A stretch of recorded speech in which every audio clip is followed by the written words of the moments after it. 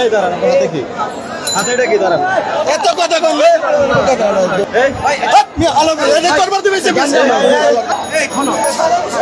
ব্ল্যাকে ticket পেয়েছে ওনারা counter বন্ধ করে রাখছে 500 টাকা 300 টাকা টিকিট কেন কিনবে? সব কালোবাজারি ভাই 100 টাকা টিকিট 300 টাকা দিতেছে। কাউন্টার কিন্তু আগেই বন্ধ করে দিয়েছে, এটা কিন্তু ঠিক না ভাই। কাউন্টার 4টার দিকে বন্ধ করে দিয়েছে, 4টার দিকে কি বন্ধ করে?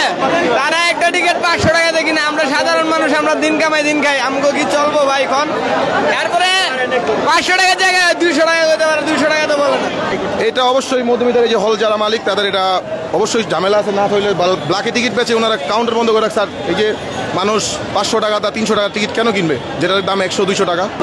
কি করবো ভাই, কোন টিকিটই ভাই না, গা ভাই বিজয় থেকে পুরা সব কালোবাজারি ভাই। 100 টাকা টিকিট 300 টাকা দিতেছে। আপনি কি টিকিট বিক্রি করতেছেন? টিকিট বিক্রি করতেছেন? আপনার হাতে কি এটা? এই দাঁড়ান এই ওয়ালটন ফ্রিজ কিনে অনেকের মতো আপনিও হয়ে যেতে পারেন মিলেনিয়া সেরা পণ্যের সেরা অফার। এই দাঁড়ান আপনার হাতে কি?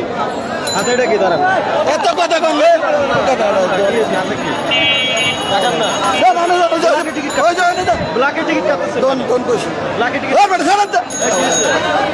এই ব্ল্যাকে টিকিট কাটতেছেন কেন